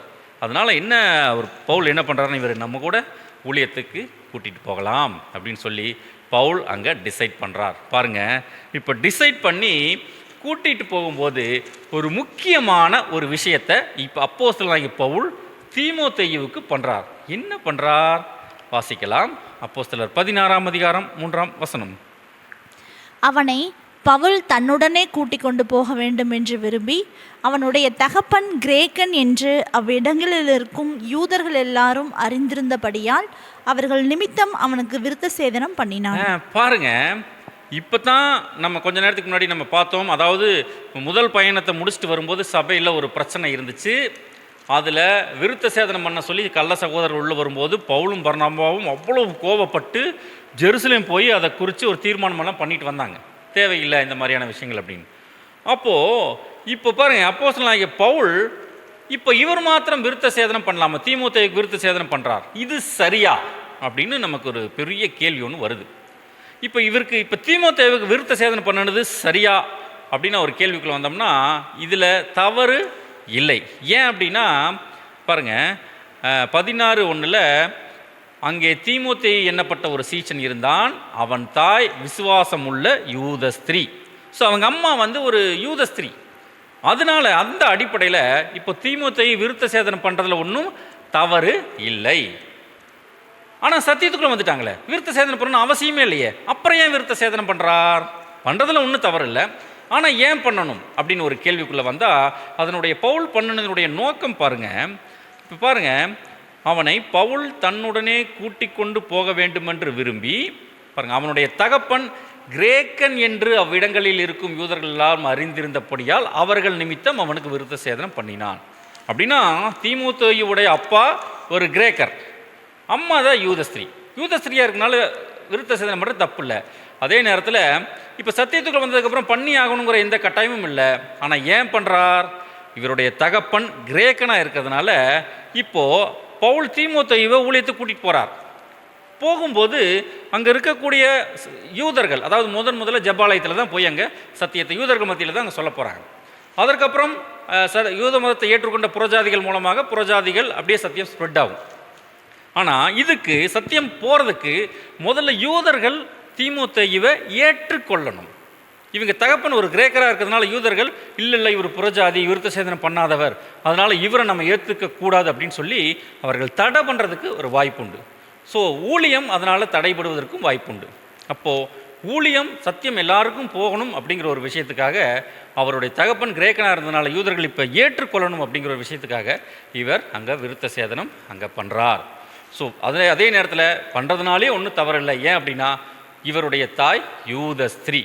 ஆனால் பின்னாடி அப்போஸ்தலன் பவுல் கிளியராக சொல்லிட்டார், சத்தியத்துக்குள்ளே வந்ததுக்கப்புறம் பாருங்கள், விருத்த சேதனமும் ஒன்றுமில்லை, விருத்த சேதனம் இல்லாமையும் ஒன்றுமில்லை, தேவனுடைய கற்பனைகளை கை கொள்ளுகிறதே காரியம். 1 கொரிந்தியர் 7:19. அதே மாதிரி பாருங்கள் இன்னொரு வசனம், ரோமர் 2ஆம் அதிகாரம் 29ஆம் வசனம் வாசிக்கலாம். உள்ளத்திலே யூதனானவனே யூதன், எழுத்தின்படி உண்டாகாமல் ஆவியின்படி இருதயத்தில் உண்டாகும் விருத்த சேதனமே விருத்த சேதனம். இப்படிப்பட்டவனுக்குரிய புகழ்ச்சி மனுஷராலே அல்ல தேவனாலே உண்டாயிருக்கிறது. பாருங்க, கிளியரா என்ன சொல்றார்? உள்ளத்தின்படி யூதனானவன் யூதன் இல்லை, பாருங்க, எழுத்தின்படி உண்டாகாமல் ஆவியின்படி இருதயத்தில் உண்டாகும் விருத்த சேதனமே விருத்த சேதனம். ஸோ ஆவிக்குரிய விருத்த சேதனத்தை குறித்து பேசுகிறார். அப்படின்னா இப்போ நம்ம ஆவிக்குரிய இஸ்ரேலர்களாக சத்தியத்துக்குள்ளே வந்திருக்கோம். அப்போ நமக்கு விருத்த சேதனம் இருக்கா? கட்டாயம் இருக்குது. நமக்கு என்ன விருத்த சேதனம்? ஆவிக்குரிய விருத்த சேதனம். மாம்சத்திற்குரிய விருத்த சேதனம் இல்லை, ஆவிக்குரிய விருத்த சேதனம். அது என்ன ஆவிக்குரிய விருத்த சேதனம்? அதை நம்ம எப்போ பண்ணுறோம் பாருங்கள், வாசிக்கலாம். கொலோசையர் 2ஆம் அதிகாரம் 11ஆம் வசனம். அல்லாமலும் நீங்கள் கிறிஸ்துவை பற்றும் விருத்த சேதனத்தினாலே மாம்சத்துக்குரிய பாவ சரீரத்தை களைந்து விட்டதினால் கையால் செய்யப்படாத விருத்த சேதனத்தை அவருக்குள் பெற்றீர்கள். பாருங்க, மாம்சத்திற்குரிய பாவ சரீரத்தை களைந்து விட்டதினால், பாருங்க, கிறிஸ்துவை பற்றும் விசுவாசத்தினாலே மாம்சத்திற்குரிய பாவ சரீரத்தை களைந்து போடுறோமா. பின்னாடி அடுத்த வசனங்களை வாசிங்கன்னா பேப்டிசத்தை குறித்து அங்கே சொல்லிட்டு வருவார். அப்போ நம்ம சத்தியத்துக்குள்ளே வரும்போது பாருங்கள், ஆண்டவராக இயேசு கிறிஸ்துவ முதல்ல அவருடைய ஈடுபலியை நம்ம ஏற்றுக்கொண்டு நம்ம உள்ளே வரும்போது அந்த அவருடைய நீதியின் வஸ்திரம் நம்மை கவர் பண்ணுது. அப்போ அது வரைக்கும் நாம் செய்து கொண்டிருந்த அந்த பாவங்கள் எல்லாம் கிருபையாக தேவன் அங்கே மன்னிக்கிறார். அதான் மாம்சத்திற்குரிய பாவ சரீரத்தை நம்ம களைந்து போடக்கூடிய ஒரு விஷயம், ஆவிக்குரிய விருத்த சேதனம். ஓகே, சரி. இப்போது அப்போஸ்தலனாகிய பவுல் சீலா வராங்க. இப்போது தீமோத்தேயுவையும் கூட கூட்டிகிட்டு இப்போது இந்த பிரயாணத்தில் அடுத்த ஒரு பட்டணத்துக்குள்ளே போகிறாங்க. எங்கே போகிறாங்க அப்படின்னு கொஞ்சம் பார்த்தோம்னா பாருங்கள், பவுல் சீலா தீமோத்தேயு எல்லாருமே இப்போ கிளம்புறாங்க. இப்போ வரும்போது இப்போ பவுல் வந்து அடுத்து எங்கே போகலாம் அப்படின்னா, இப்போ ஏசியா மைனரில் இருக்காங்க, சின்ன ஏசியா இந்த பார்டரில் இருக்காங்க. அப்போ ஏசியா மைனரில் இருந்து இப்போ பவுல் என்ன பண்ணுறாரு, மேலே கலாத்தியா, அதாவது கலாத்தியா பட்டணத்துக்கு மேலே போய் அதுக்கு மேலே அப்படியே ஏசியாவுக்குள்ளே போகிறக்கு அவர் ட்ரை பண்ணுறார். ஆனால் தேவன் வந்து அங்கே போகக்கூடாதபடிக்கு ஒரு தடை பண்ணுறார். ஏன் அப்படின்னா பாருங்கள், வாசிக்கலாம். அப்போஸ்தலர் 16:6 அவர்கள் பிரிகியா கலாத்தியா நாடுகளை கடந்து போன போது ஆசியாவிலே வசனத்தை சொல்லாதபடிக்கு பரிசுத்த ஆவியினாலே தடை பண்ணப்பட்டு, பாருங்கள், ஆசியாவுக்கு அங்கே போகாதபடிக்கு அங்கே ஒரு தடை தேவன் மூலமாக அங்கே வருது. அதனால் அவங்க எங்கே போகிறாங்க அப்படின்னா, மீசியா பக்கமாய் போய் துரோவாவுக்கு வந்தார்கள். பாருங்கள், மேலே கலாத்தியா பட்டணத்துக்கு அங்கே மேலே போய் ஆசியாவுக்குள்ளே போகாதபடிக்கு இவங்க எங்கே டைவெர்ட் ஆகிறாங்க அப்படின்னா, நேராக இந்த பக்கம் மேற்கு பக்கமாக டைவெர்ட் ஆகி மீசியா துரோவா பக்கத்துக்கு அங்கே வராங்க. சரி, ஏன் இந்த தடை அப்படின்னா, முக்கியமான ஒரு விஷயம், தேவனுடைய திட்டம் வேறா இருக்குது. என்ன அப்படின்னு அப்போஸ்தலனாகிய பவுலுக்கு தேவன் ஒரு தரிசனத்தில் அங்கே வெளிப்படுத்துகிறார். பாருங்கள், வாசிக்கலாம். அப்போஸ்தலர் 16:9 அங்கே ராத்திரியிலே பவுலுக்கு ஒரு தரிசனம் உண்டாயிற்று. அது என்னவெனில், மக்கதோனியா தேசத்தான் ஒருவன் வந்து நின்று, நீர் மக்கதோனியாவுக்கு வந்து எங்களுக்கு உதவி செய்ய வேண்டும் என்று தன்னை வேண்டிக் கொண்டதாக இருந்தது. பாருங்க, இப்போ அப்போஸ்தலனாகிய பவுலுக்கு ஒரு தரிசனம் ஒன்று அங்கே தேவன் காட்டுறார்.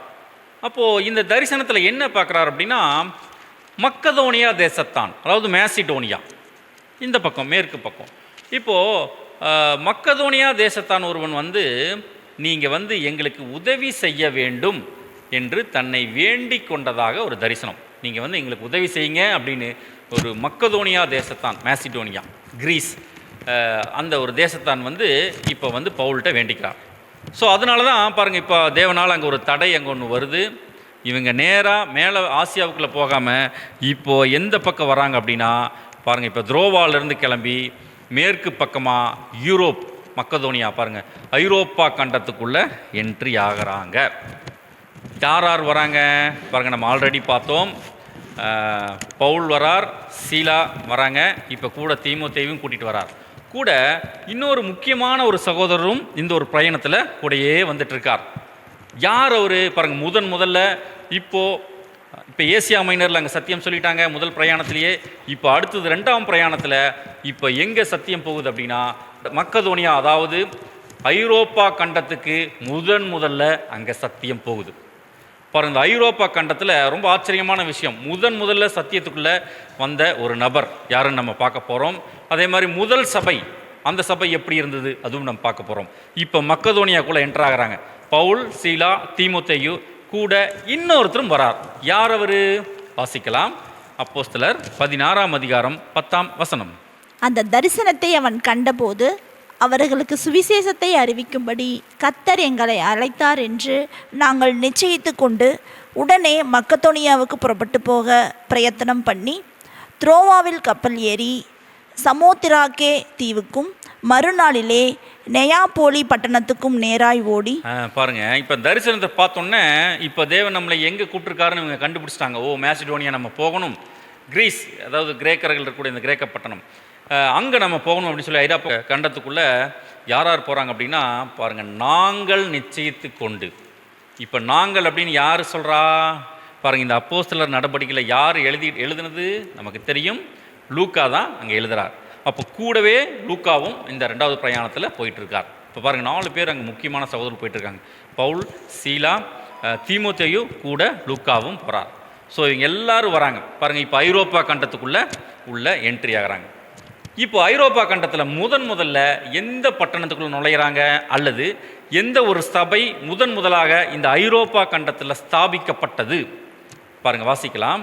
அப்போஸ்தலர் 16:12 அங்கே இருந்து மக்கதோனியா தேசத்து நாடுகளில் ஒன்றிற்கு தலைமையானதும் ரோமர் குடியேறினதுமான பிலிப்பி பட்டணத்துக்கு வந்து அந்த பட்டணத்திலே சில நாள் தங்கியிருந்தோம். பாருங்கள், முதல்ல சத்தியத்துக்குள்ளே வந்த அந்த முதல் சபை ஐரோப்பா கண்டத்தில் பிலிப்பி சபை. பாருங்கள், பிலிப்பி பட்டணத்துக்கு தான் வராங்க. பாருங்கள், இந்த இடத்துல நம்ம மக்கதோனியா வந்து அங்கே இருக்கிற அந்த பிலிப்பி பட்டணத்துக்குள்ளே அங்கே வராங்க.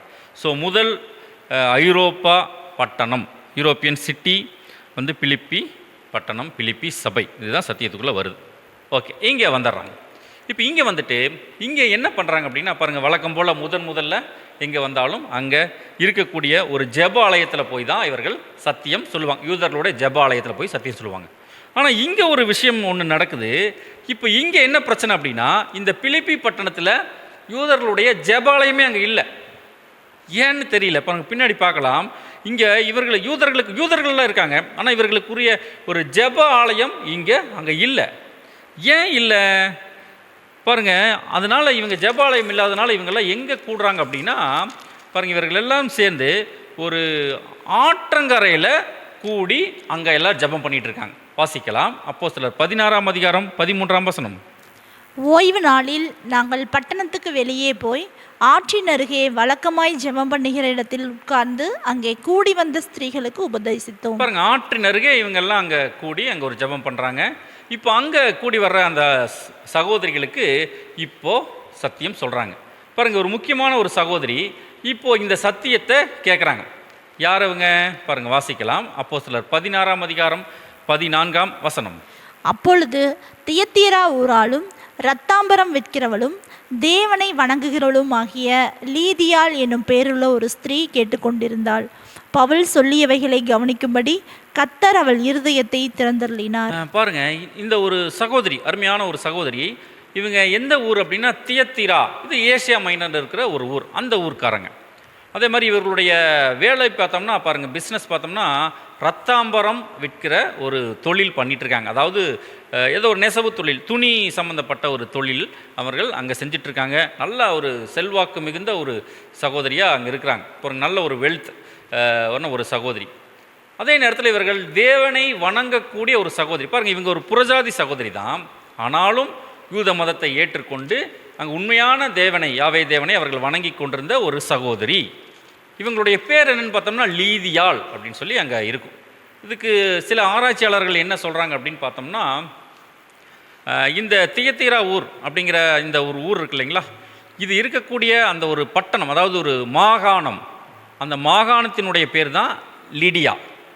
ஸோ அதனால் சிலர் என்ன கருதுகிறாங்க அப்படின்னா, இது அந்த அம்மாவுடைய பேராக இருப்பதற்கு வாய்ப்பு இல்லை, அந்த ஊர் பேரனால, அந்த ஊர் லீடியா அப்படிங்கிறனால அந்த ஊர் பேரை வச்சு சொல்லியிருக்கலாம் அப்படின்னு சிலர் சொல்கிறாங்க. பட் எது எப்படியோ நமக்கு தேவன் நமக்கு எப்படி அட்ரஸ் பண்ணியிருக்கார் அப்படின்னா லீதியாள் என்னும் பேருள்ள ஒரு ஸ்திரீ. ஸோ அதனால் நம்ம லீடியா அப்படின்னே நம்ம போகலாம். பாருங்கள், இப்போ இந்த ஒரு சகோதரி தான் முதல்ல இவர் சத்தியத்தை கேட்கும்படி தேவன் இவருடைய இருதயத்தை அங்கே திறந்தருளினார். இப்போது இவர்கள் முதல்ல சத்தியத்துக்குள்ளே வராங்க. பாருங்கள், இந்த சம்பவம் பார்த்தோம்னா இதே மாதிரி ஒரு சம்பவம் நம்ம ஆண்டவருடைய காலத்துலேயும் இங்கே நடக்கும். எப்படி ஆற்றங்கரையில் இந்த சகோதரி சத்தியம் கேட்டு சத்தியத்துக்குள்ளே வந்தாங்களோ, அதே மாதிரி ஆண்டவர் காலத்துலேயும் ஒரு சகோதரி கிணற்றடியில் சத்தியம் கேட்டு அங்கே ஆண்டவரை ஏற்றுக்கொண்டு அங்கே வர்றதை நம்ம கவனிப்போம். பாருங்கள், அந்த யாக்கோபின் கிணற்றடியில் அந்த சமாரிய ஸ்திரீ அங்கே சத்தியம் கேட்குறாங்க. ஸோ இதே மாதிரி இப்போ இங்கேயும் நடக்குது. இப்போ இந்த அம்மா நல்ல ட்ரூத்துக்குள்ளே வராங்க. வந்ததுக்கப்புறம் இவர்கள் மாத்திரம் இல்லாமல் பாருங்கள், இவர்களுடைய வீட்டார் எல்லாருமே அங்கே சத்தியத்துக்குள்ளே வராங்க. வாசிக்கலாம். அப்போஸ்தலர் 16ஆம் அதிகாரம் 15ஆம் வசனம். அவளும் அவள் வீட்டாரும் ஞானஸ்தானம் பெற்ற பின்பு அவள் எங்களை நோக்கி, நீங்கள் என்னை கர்த்தரிடத்தில் விசுவாசம் உள்ளவள் என்று எண்ணினால் என் வீட்டில் வந்து தங்கியிருங்கள் என்று எங்களை வருந்தி கொட்டி கொண்டார். பாருங்கள், இந்த ஒரு ஸ்திரீ சத்தியத்துக்குள்ளே வராங்க. இவங்க வந்தது மாத்திரம் இல்லாமல் அடுத்தது இவர்களுடைய வீட்டாருக்கும் போய் அங்கே பவுல் அங்கே சத்தியத்தை சொல்கிறார். சொன்னதுக்கப்புறம் பாருங்கள், இந்த சகோதரருடைய குணம் எப்படிப்பட்டதாக இருக்குது அப்படின்னா, ஒரு நல்ல ஒரு அன்புள்ள ஒரு சகோதரியாக இருக்காங்க. எப்படி பாருங்கள், நீங்கள் என்னை கர்த்தரிடத்தில் விசுவாசம் உள்ளவள் என்று எண்ணினால், அப்படி நீங்கள் நினச்சிங்கன்னா நீங்கள் என் வீட்டுக்கு வந்து நீங்கள் தங்கணும். பாருங்கள், இப்போ பவுல் அங்கே தங்கறதுக்கு எந்த இடமும் இல்லாமல் அப்படியே இருக்காங்க. இப்போது இந்த சகோதரி அங்கே ஒரு அடைக்கலம் கொடுக்குறாங்க. நீங்கள் வந்து இங்கே கூட தங்கணும் அப்படின்னு சொல்லி. அப்படின்னா நீங்கள் பாருங்கள், கண்டிப்பாக என்னோடய அன்பை நீங்கள் ஏற்றுக்கொண்டே ஆகணும் அப்படின்னு பாருங்கள், ஒரு கட்டாயமாக அந்த ஒரு அன்பை அவர்களுக்கு செலுத்துகிறாங்க. ரொம்ப ஒரு அன்புள்ள ஒரு சகோதரி. பாருங்கள், முதல்ல சத்தியத்துக்குள்ளே இந்த ஐரோப்பா கண்டத்திலேயே பாருங்கள், இன்றைக்கி கிறிஸ்தவ தேசமாக இருக்கு இல்லைங்களா, இந்த ஒரு ஐரோப்பா கண்டத்தில் முதல் சத்தியத்துக்குள்ளே வந்த ஒரு சகோதரி யாருன்னு பார்த்தோம்னா இந்த லீடியாள் என்கிற ஒரு சகோதரி. ஸோ இப்போ இவங்க சத்தியத்துக்குள்ளே வராங்க. அதற்கப்புறம் சபை ஒன்று அங்கே ஸ்தாபிக்கப்படுது. அதுக்கப்புறம் அநேகர் அங்கே சத்தியத்துக்குள்ளே வராங்க.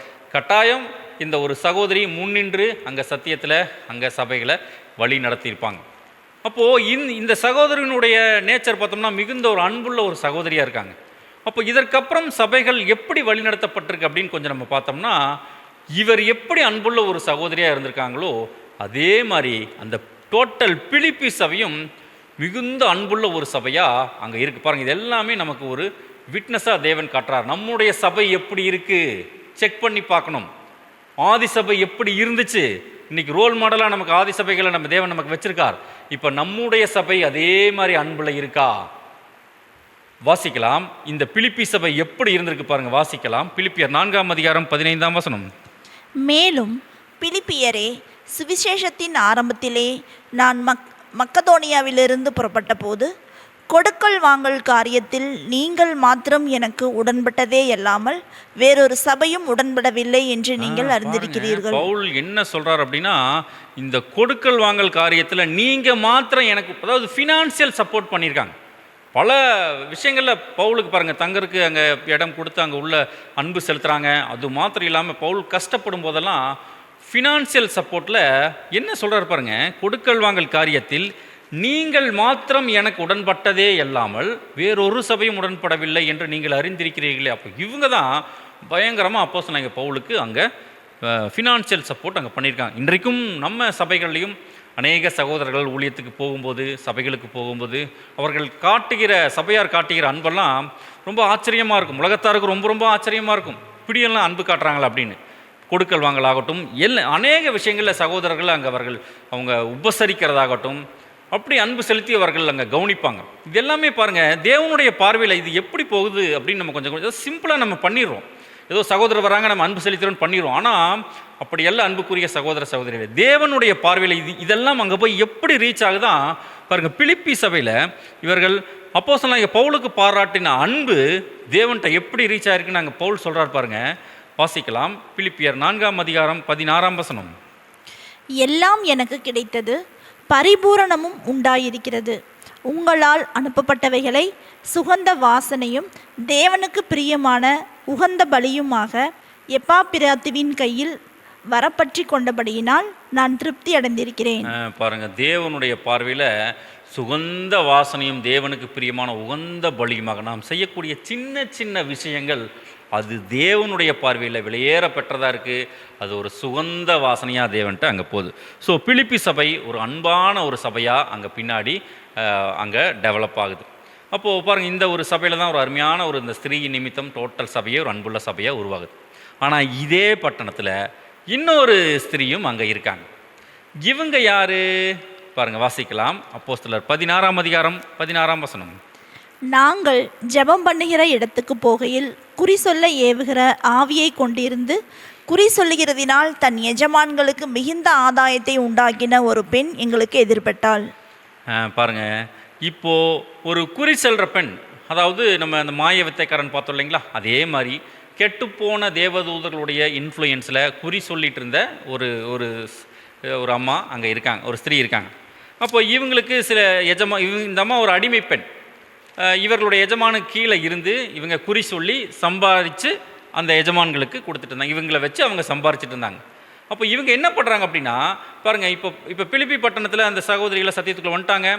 இப்போது அடுத்தது அங்கே என்ன நடக்குது அப்படின்னா, இந்த அம்மா அப்போஸ்தலனாகிய பவுலும் அங்கே பர்னபா இவங்கெல்லாம் போகும்போது, பவுலும் சீலா இவங்கெல்லாம் போகும்போது என்ன பண்ணுறாங்களாம், இப்போ இவங்க பின்னாடியே போய் பாருங்கள் என்ன சொல்கிறாங்கன்னா, இந்த மனுஷர் உன்னதமான தேவனுடைய ஊழியக்காரர், ரட்சிப்பின் வழியை நமக்கு அறிவிக்கிறவர்கள் என்று சத்தமிட்டாள்.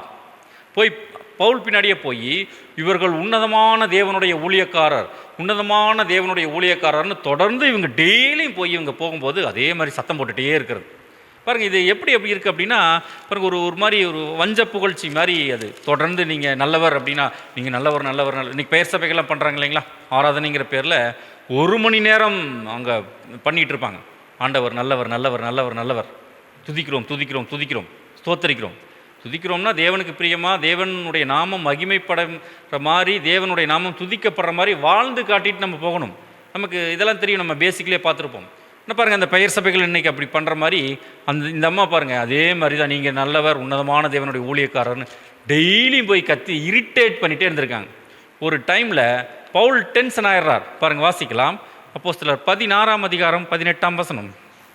இப்படி அநேக நாள் செய்து கொண்டு வந்தாள். பவுல் சினங்கொண்டு திரும்பி பார்த்து, நீ இவளை விட்டு புறப்படும்படி இயேசு கிறிஸ்துவின் நாமத்தினாலே உனக்கு கட்டளையிடுகிறேன் என்று அந்த ஆவியுடனே சொன்னான். அந்நேரமே அது புறப்பட்டு போயிற்று. இப்போ பவுல் வழக்கம் போல் கடிந்து கொள்கிறார். உடனே கிளம்பி இந்த ஆவி இந்நேரமே நீ போகணுன்னு சொன்ன உடனே அந்நேரமே அது புறப்பட்டு போயிடுது. அதனால் வழக்கம் போல் இந்த அம்மாவை வச்சு சம்பாதிச்சுட்டு இருந்தவங்களுக்கு ஒரு பிஸ்னஸ் லாஸ். பாருங்கள், இது நமக்கு ஆண்டவருடைய வாழ்க்கையிலையும் அது அப்படியே நம்ம கொஞ்சம் பொருந்தி வரதை நம்ம கவனிக்கலாம். அந்த பன்றி கூட்டம், அதாவது ஒரு மனுஷன் அநேக பிசாசுகள் கெட்டுப்போன தேவதூதர்கள் பிடிச்சு அங்கே அந்த ஒரு கல்லறையில் உட்காந்துட்டு இருப்பார். அப்போ ஆண்டவர் அந்த அசுத்த ஆவிகள் எல்லாம் பன்றி கூட்டத்துங்களுக்குள்ளே போக சொல்லி அங்கே சொல்லிடுவார்.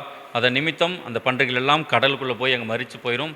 அதனால் அதான் அவர்களுடைய அந்த ஊர்க்காரங்களுக்கெல்லாம் பெரிய லாஸ் ஆண்டவர் அங்கே போக சொல்லிடுவாங்க. ஸோ அதே மாதிரி ஒரு சம்பவம் இங்கேயும் அங்கே நடக்குது. பாருங்கள், இப்போ பிஸ்னஸ் லாஸ் ஆயிடுச்சு.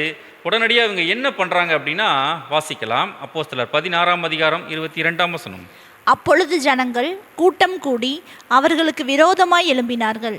அதிகாரிகள் அவர்கள் வஸ்திரங்களை கிழித்து போடவும் அவர்களை அடிக்கவும் சொல்லி, பாருங்கள், இப்போது என்ன பண்ணுறாங்க அப்படின்னா, எல்லாரும் கூட்டம் கூடி வழக்கம் போல் அப்போஸ்தலனாகிய பவுலுக்கு விரோதமாக எழும்பி ட்ரெஸ் எல்லாம் கிழிச்சிட்றாங்க, அடிக்க சொல்கிறாங்க. எந்த அளவுக்கு அடிக்க சொல்கிறாங்க அப்படின்னா, பாருங்கள், அவர்களை அநேக அடித்த பின்பு பயங்கரமாக அடிச்சிட்றாங்க. அடிச்சுட்டு இப்போது என்ன பண்ணுறாங்கன்னா, சிறைச்சாலையில் கொண்டு போய் அரெஸ்ட் பண்ணி சிறைச்சாலையில் வச்சு கவனிக்கலாம். அவர்களை பத்திரமாய் காக்கும்படி சிறைச்சாலைக்காரனுக்கு கட்டளையிட்டார்கள். அப்படின்னா பத்திரமாய் காக்கும்படி அப்படின்னா, இவர் தப்பிச்சிட்டாருன்னா இந்த சிறைச்சாலைக்காரனுக்கு இங்கே மரண தண்டனை, ரோமர்களுடைய சட்டம். அப்போ ரொம்ப கவனமாக பார்த்துக்கணும், பத்திரமா பார்த்துக்கணும், இல்லைன்னா மரண தண்டனை அப்படிங்கிற மாதிரி ஒரு விஷயம். ஏன் இவ்வளவு சீரியஸாக ரியாக்ட் பண்ணுறாங்க பாருங்கள். இது ரொம்ப சீரியஸாக இந்த ஒரு விஷயத்தை அவங்க அணுகிறாங்க. எதனால் பாருங்கள், இப்போ ஜெயிலரும் இதை கேட்டு இந்த சிறைச்சாலைக்காரன் என்ன பண்ணுறார் பாருங்கள். அவன் இப்படிப்பட்ட கட்டளையை பெற்று அவர்களை உட்காவலறையிலே அடைத்து, பாருங்கள், இந்த ஜெயிலையே உள்ளே இருக்கிற அந்த உட்காவலறையில், வெளிக்காவலறை உட்காவலறை, ஸோ ரொம்ப அதிகமாக பாதுகாப்பு கொடுக்க வேண்டிய ஒரு கைதிகளை தான் உட்காவலறையில் போட்டு அடைப்பாங்க. அதே மாதிரி இப்போ சீலாவையும் பவுலையும் உட்காவலறையில் போட்டு அடைச்சி, அது மாத்திரம் இல்லாமல் பாருங்கள் என்ன பண்ணுறாங்களா, கால்களை தொழு மரத்தில் மாட்டி வைக்கிறாங்களாம்.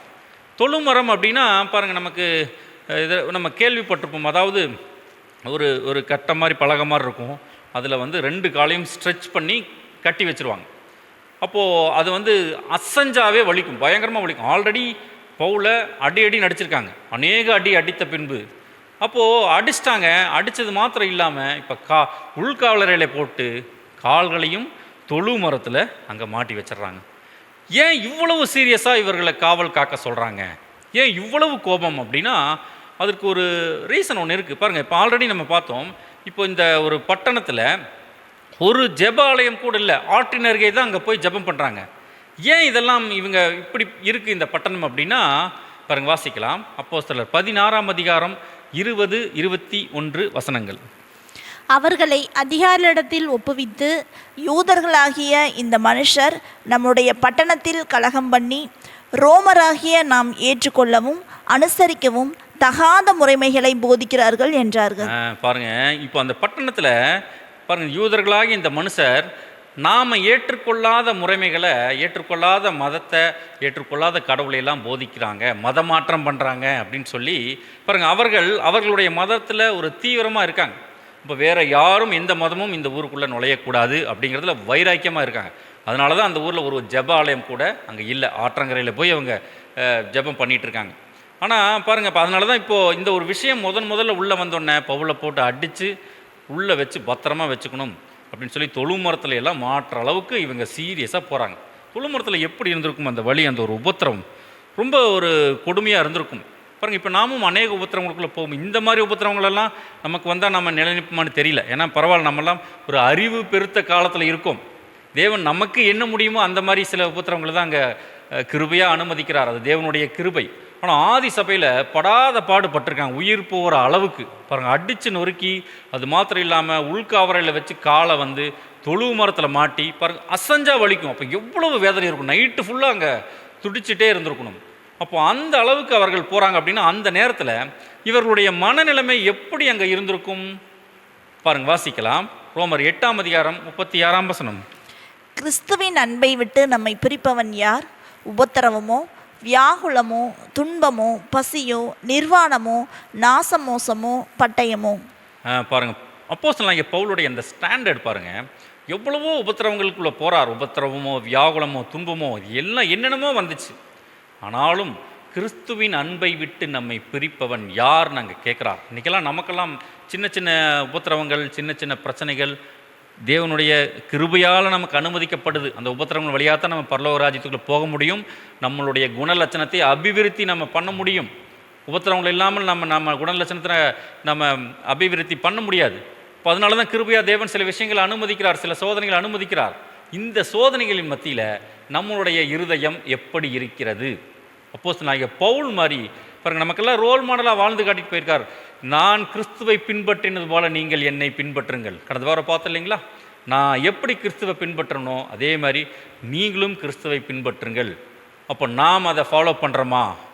இந்த மாதிரி உபத்திரவங்களுக்குள்ளே போகும்போது நாமும் கிறிஸ்துவின் அன்பை விட்டு பிரியாமல் நாம் இருக்கோமா, அல்லது விழுந்து விழுந்து போகிறோமா?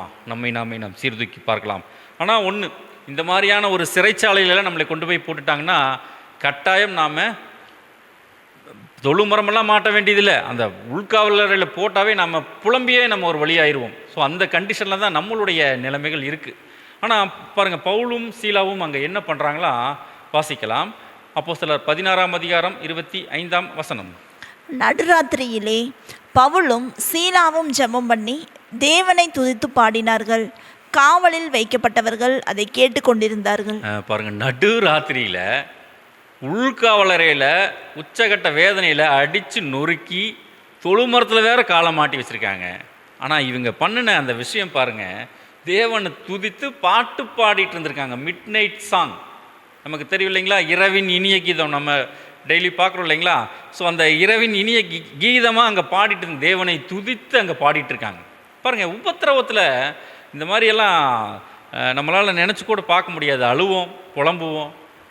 ஆனால் இவங்க பாட்டு பாடிட்டு இருக்கு. இதே மாதிரி பழைய ஏற்பாட்டு காலத்தில் ஒரு சம்பவம், இதே மாதிரி பயங்கரமான உபத்திரவத்துக்குள்ளே போன ஒரு மனுஷன் இதே மாதிரி நைட்டு தேவனை துதித்து பாடியிருக்கார். யார் அவருன்னு கெஸ் பண்ண முடியுதுங்களா?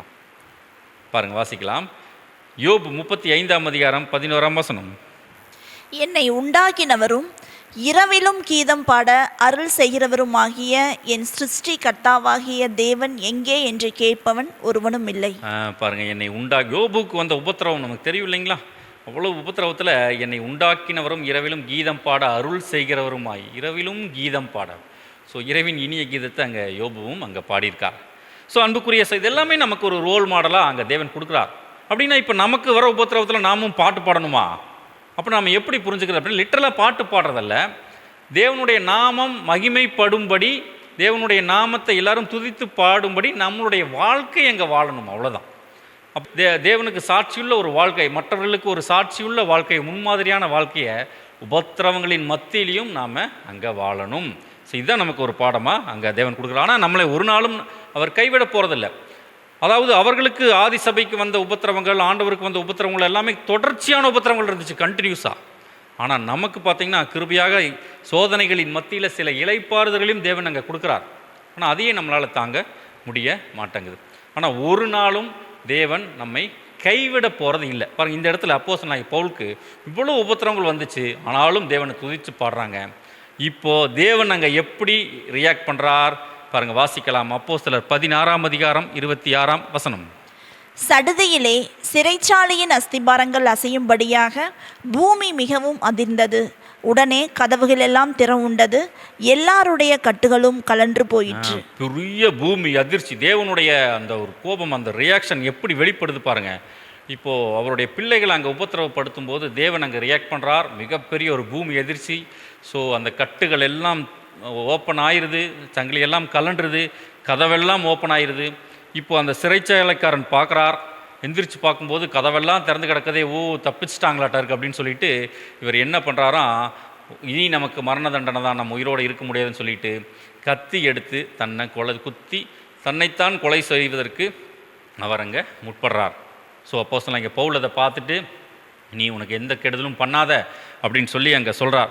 இப்போ தான் உடனே அவர் இந்த சிறைச்சாலைக்காரன் ரொம்ப ஆச்சரியமாக அவர் என்ன பண்ணுறார் அப்படின்னா, பாருங்கள் வாசிக்கலாம். அப்போஸ்தலர் 16ஆம் அதிகாரம் 29, 30.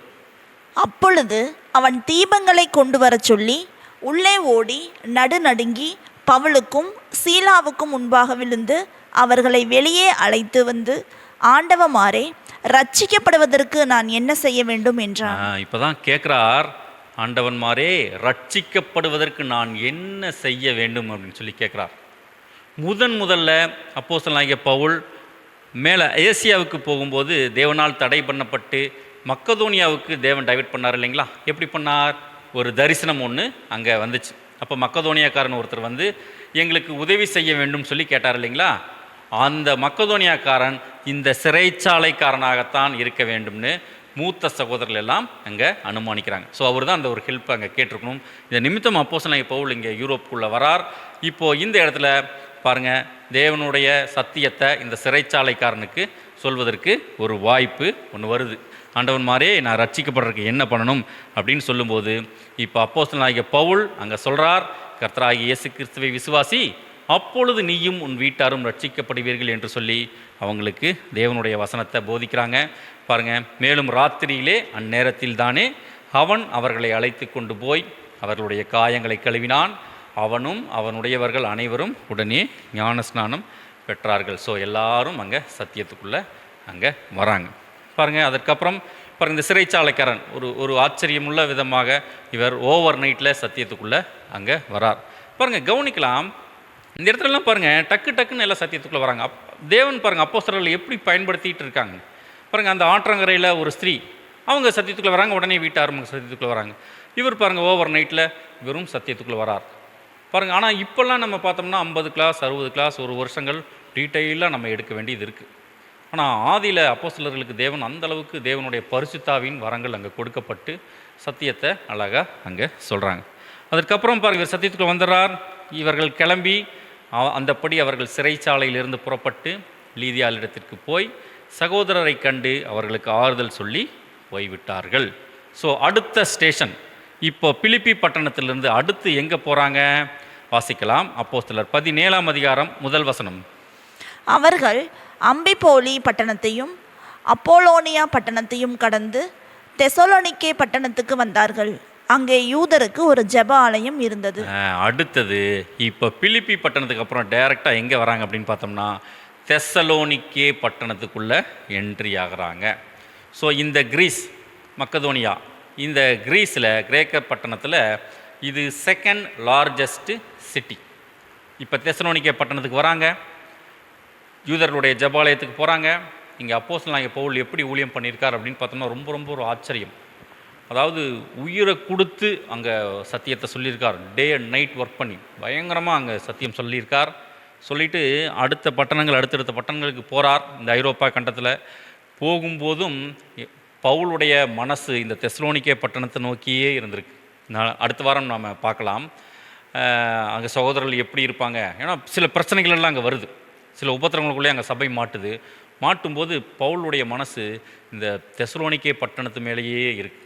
அது என்ன பிரச்சனை அப்படிங்கிறத நம்ம அடுத்த வாரம் நாம் தொடர்ந்து தியானிக்கலாம். அது மாத்திரம் இல்லாமல் அடுத்த ஊழியங்கள் அப்போஸ்தலனாகிய பவுல் போகும்போது ஒரு முக்கியமான ஒரு பட்டணத்துக்குள்ளே போகிறார். அந்த பட்டணத்தை கொஞ்சம் பார்த்தோம்னா ரொம்ப விசேஷமாக ஒரு விஷயம் அங்கே சொல்லுவாங்க. என்ன அப்படின்னா, அந்த பட்டணத்தில் மனிதர்களை காட்டிலும் கடவுள்கள் அதிகமாக அங்கே இருக்காங்க அப்படின்னு சொல்லுவாங்க. அப்படின்னா அவ்வளவு விக்கிரகங்கள் நிறைந்த ஒரு பட்டணம். அதே மாதிரி அந்த பட்டணத்தாரெல்லாம் பார்த்தோம்னா பயங்கரமான ஞானிகள்.